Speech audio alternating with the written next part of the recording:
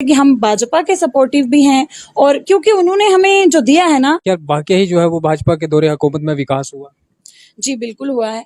लेकिन राजौरी पुंछ में तो विकास नहीं हुआ है। बिकॉज अभी भी कुछ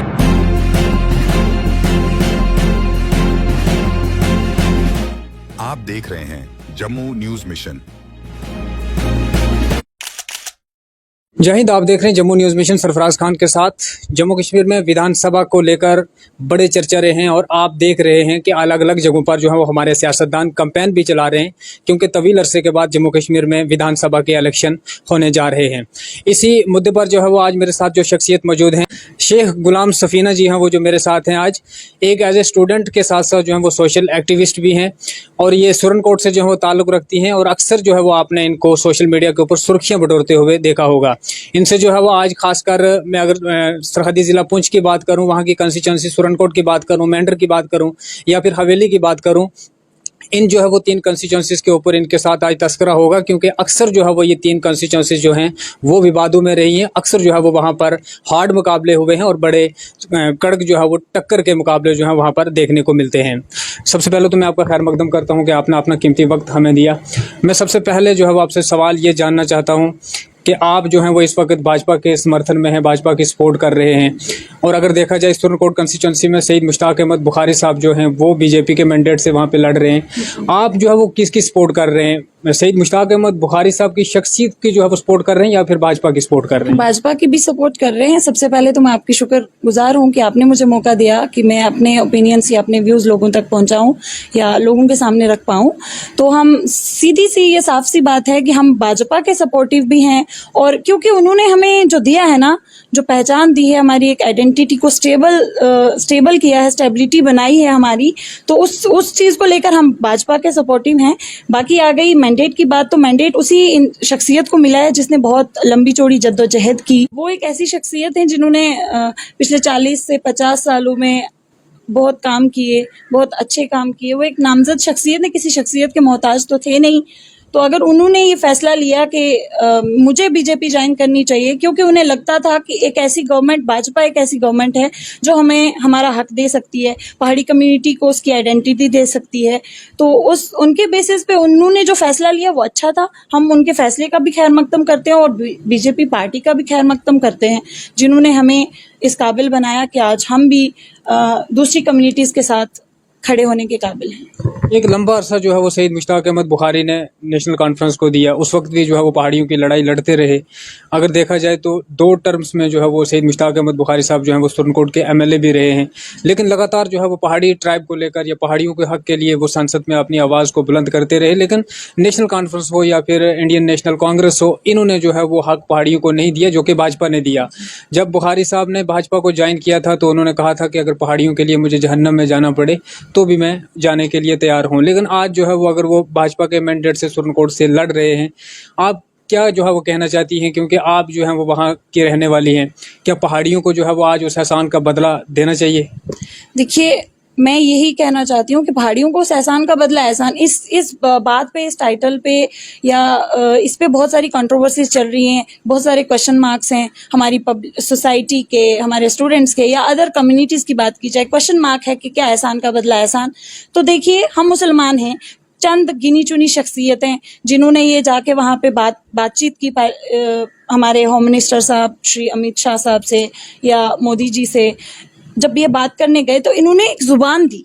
मुसलमान की जुबान सबसे उम्दा होती है, तो इनकी जुबान की बात कर लेते हैं। इस नारे को चेंज कर देना कि एहसान का बदला एहसान, हम जुबान की बात करते हैं। गिने चुने ऐसे रिप्रेजेंटेटिव्स ने जाके वहां पे जुबान दी है, उस जुबान का बदला मुसलमान किसी ना किसी तरीके से चुकाता है। जब कोई मुसलमान जुबान दे के आता है तो मुसलमान अपनी जुबान चुकाने से कभी पीछे नहीं हटता। सुरनकोट की अगर मैं बात करूं तो सुरनकोट की जो सियासत है वो हमेशा कंट्रोवर्सी में रही है। जब भी वहाँ पे इलेक्शन होते हैं, चाहे वो विधानसभा के इलेक्शन हो या पार्लियामेंट इलेक्शन हो, वहाँ पर जो है वो बड़ी कंट्रोवर्सी देखने को मिलती है। लेकिन अब की बार अगर देखा जाए तो इस वक्त भी, कल भी जो है वो नॉमिनेशन फॉर्म जो है वो सबमिट किए गए, आज भी जो है वो किए जा रहे हैं, कि अभी सिलसिला जारी है इसका। लेकिन कुल मिलाकर अगर देखा जाए तो 7 से 8 कैंडिडेट जो हैं वो इस वक्त कंस्टिट्यूंसी सुरनकोट में मैदान पे हैं, जो कि इलेक्शन लड़ने के लिए बिल्कुल तैयार हैं। आप क्या कह रही हैं इसमें? आपका जो है वो तजर्बा क्या क्या कह रहा है कि किसको जो है वो सपोर्ट करनी चाहिए, जो कि आने वाले भविष्य में सुरनकोट के लोगों की या फिर डिस्ट्रिक्ट पुंछ के लोगों की जो है वो रहनुमाई करने के लिए बेहतर साबित होगा?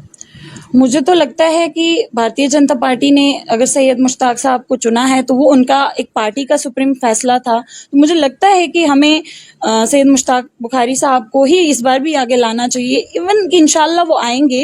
हमारी पूरी जद्दोजहद, हमारी पूरी कोशिश रहेगी कि वही इस मैदान में दोबारा से आएं, असेंबली में वही दोबारा से जाएं। लेकिन वहाँ बहुत सारी गिनी चुनी शख्सियतें हैं, बहुत सारी अहम शख्सियतें हैं, जैसे कि एडवोकेट सोहेल साहब हैं, अकरम साहब हैं, शाहनवाज साहब हैं। हर एक का एक अपना मुकाम है, एक अपनी उन्होंने भी फील्ड में वर्क किए हैं, काम दिए हैं। लेकिन इस टाइम जो तकरार चल रही है वो अगर पहाड़ी सीट पे चल रही है तो वो एडवोकेट सोहेल साहब की और हमारे नामजद मोतबर लीडर सैयद मुश्ताक बुखारी साहब की शख्सियत है। तो इन दोनों में अगर कॉम्प्रोमाइज हो जाता तो वो पहाड़ी कम्युनिटी के लिए बहुत बेहतर साबित होता। लेकिन अगर सोहेल साहब को अपनी किस्मत आजमाई करनी है तो हमें उससे कोई एतराज नहीं है। लेकिन मेरी सुरनकोट की आवाम से, सुरनकोट के नौजवानान से और सुरनकोट के लोगों से यही रिक्वेस्ट रहेगी, स्ट्रांगली रिक्वेस्ट करती हूँ मैं कि वो इस बार पहाड़ी कम्युनिटी की आइडेंटिटी जो उन्होंने पाई है, ये कुछ अनअवेयर लोग हैं ऐसे जिनको ये पता नहीं है कि एसटी स्टेटस पाना हमारे लिए कितना फायदेमंद है, या हमारे लिए एसटी स्टेटस पाना और अब फील्ड में उतरना, किसी भी फील्ड में उतरना क्या साबित हो रहा है और क्या था। अगर इस चीज पे बात की जाए तो सुरनकोट, हमारे सुरनकोट एरिया के, सुरनकोट कॉन्स्टिट्यूएंसी की बात की जाए, सुरनकोट के कुछ स्टूडेंट्स नीट क्वालिफाई करके आ रहे हैं फर्स्ट टाइम। और इससे पहले ऐसा कभी नहीं हुआ कि हमारे एक छोटी सी डिस्ट्रिक्ट, एक छोटे से एरिया के कुछ स्टूडेंट्स नीट क्वालिफाई करके आए। ये हमारे लिए बहुत बड़ी फख्र की बात है। और हमारे लिए ये भी फख्र की बात है कि हमारे पास आने वाले वक्त में बहुत अच्छी शख्सियत, बहुत अच्छे लीडर्स सुरनकोट के अंदर हैं जो आगे अपनी किस्मत आजमाई कर सकते हैं और लोगों का बेहतर तरीके से लोगों की बेहतरी के लिए काम भी कर सकते हैं।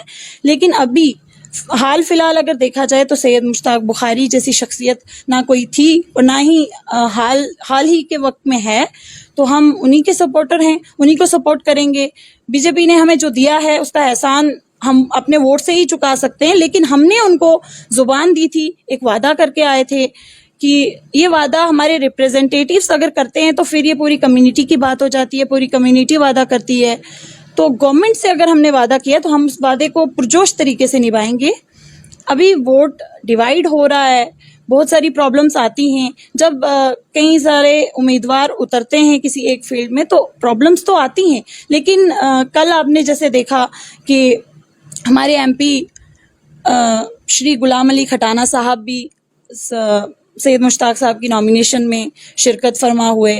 उन्होंने उनकी नॉमिनेशन सबमिट करवाई और बहुत सारी चीजें देखी गई और बहुत पुरजोश तरीके से लोगों में जज्बा देखा गया। सुरनकोट की यूथ में भी जज्बा देखा गया, सुरनकोट के लोगों में भी बहुत जोश था, जो इस चीज की गवाही देता है कि आने वाले एमएलए सैयद मुश्ताक बुखारी साहब ही होंगे। अच्छा, 2014 में जो इलेक्शन हुआ था तब तो सुरनकोट के लोग, या फिर मैं अगर राजौरी पुंछ दोनों डिस्ट्रिक्ट्स की बात करूं, वहाँ के लोग जो हैं वो भाजपा के दफ्तर तक आने के लिए तैयार नहीं थे। लेकिन आज जो है वो बढ़ चढ़कर जो है भाजपा के साथ शाना बशाना खड़े हैं। क्या वाकई ही जो है वो भाजपा के दौरे हुकूमत में विकास हुआ? जी बिल्कुल हुआ है। देखिए, ग्राउंड लेवल पे जो स्कीम्स आई हैं, ऑल इंडिया स्कीम्स हों या जम्मू कश्मीर को स्पेशल रेफरेंस दे के जम्मू कश्मीर के लिए कुछ स्कीम लॉन्च हुई हों थ्रू एलजी साहब, through our prime minister Shri Narendra Modi साहब के थ्रू, जो भी हुआ है वो विकास तो जम्मू कश्मीर में हुआ है। जम्मू कश्मीर के विकास के साथ ही हम लोगों ने शायद ही हम लोगों ने भाजपा को इसलिए चुना है क्योंकि हमें अपना फ्यूचर ब्राइट नजर आ रहा है। अगर 70 साल से कोई गवर्नमेंट हमें एसटी का दर्जा देना नहीं चाहती थी, उनको ये लगता था, कुछ लोगों को या हमारी गवर्नमेंट को ऐसा लगता था कि हम एसटी कहलाने के शायद लायक नहीं है, हम रिजर्वेशन लेने के लायक नहीं है। देखिए, वो कहते थे कि वो गुजर बकरवाल कम्युनिटी का हक है। देखिए, पीर पंजाल का हित्ता एक ऐसा हित्ता है जहाँ के लोगों की पहचान आप तो ना लिंग्विस्टिक तरीके से करा सकते हैं, ना उनकी लैंग्वेज को डिफ्रेंशिएट कर सकते हैं। मैं कश्मीरी हूँ लेकिन मैं पहाड़ी बोलती हूँ। कुछ लोग पहाड़ी हैं, वो गोजरी बोलते हैं, कुछ लोग गुज्जर कम्युनिटी से बिलोंग करते हैं और वो पहाड़ी बोलते हैं, क्योंकि वहां पे एक ऐसा मिक्सचर रहता है कि हम कॉमन कल्चर से बिलोंग करते हैं, हम कॉमन चीजों को शेयर करते हैं, तो वो हमारा एक ऑटोमेटिकली राइट बन जाता था। लेकिन इसके लिए इसके पीछे एक लंबी वजाहत, एक लंबी लड़ाई, एक लंबा स्ट्रगल चला और हमारा हल या हमारी बातचीत किसी ने हल करने की कोशिश नहीं की इससे पहली गवर्नमेंट्स ने। तो ये मुद्दा जब पार्लियामेंट में पहुंचा, भाजपा गवर्नमेंट के पास पहुंचा, तो उन्होंने इजहार ख्याल किया इस पे। हमारे कुछ गिने चुने लीडर, जिनमें से एक सबसे बड़ी शख्सियत सैयद मुश्ताक बुखारी साहब थे, जो यहाँ से दिल्ली गए, उन्होंने जाके एक बातचीत की। वहां पे बातचीत होने के बाद वहां से हमें आश्वासन दिलाया गया भाजपा गवर्नमेंट की तरफ से कि आपको एसटी दिया जाएगा, आपको रिजर्वेशन दी जाएगी। तो उसके बाद आके, लेकिन फिर ये शख्सियतें जो थी, ये वहां पे जुबान दे के आई थी कि अगर हमें एसटी मिलता है, हम बीजेपी को ज्वाइन करेंगे, बीजेपी को सपोर्ट करेंगे, बीजेपी को फैलाव करेंगे जम्मू कश्मीर में, ताकि जम्मू कश्मीर के लोगों की, यहाँ पे पिछड़े हुए लोग रहते हैं, मासूम से लोग रहते हैं, दबी हुई कौमें रहती हैं, उनका विकास हो, उनको ऊपर उठाया जाए, उनका भला किया जाए। इसलिए हमारे लिए वो गवर्नमेंट एक अच्छा रूप साबित होती है जो लोगों का काम करे, जो फील्ड में काम करे। और मोदी गवर्नमेंट ने बहुत किया है, पेंशनें बढ़ाई हैं लोगों की, लोन्स की बहुत सारी स्कीमें, चाहे वो लड़कियों के लिए हों, चाहे वो बिजनेस के लिए हों, बहुत से लोगों को छोटे छोटे तबकों से छोटी छोटी चीज़ों को लोगों ने गवर्नमेंट स्कीम्स की बदौलत लोग आज कहाँ से कहाँ पहुंच गए हैं। तो विकास की बात अगर की जाए तो विकास तो जम्मू कश्मीर में बहुत ही हुआ है। अच्छा, सब लोग दावा कर रहे हैं, मैं आखिरी सवाल की ओर बढ़ रहा हूँ, सब लोग दावा कर रहे हैं कि जम्मू कश्मीर में जो है वो विकास हुआ है, लेकिन राजौरी पुंछ में तो विकास नहीं हुआ है। बिकॉज अभी भी कुछ हमारे डीडीसी मेंबर थे वहां पे, उनकी रिस्पॉन्सिबिलिटी बनती थी कि फील्ड में वर्क करिए। देखिए, वहां के बहुत सारे लीडर्स हैं, अभी भी बहुत सारे लोग ऐसे हैं जिनको ये लगता है कि लीडरशिप ऐसी होती है कि अगर घरेलू कुछ मामले हैं या किसी की बीवियां भाग जाती हैं, कोर्ट कचहरियां, तो वो होती है लीडरशिप। ऐसी लीडरशिप नहीं होनी चाहिए। लीडरशिप का मतलब होता है फील्ड में काम करना, वर्कर बनना, अवाम का नुमाइंदा, अवाम का नौकर होता है। दरअसल सीधी बात यह है कि उसको अवाम के लिए 24 घंटे खड़ा रहना पड़ता है।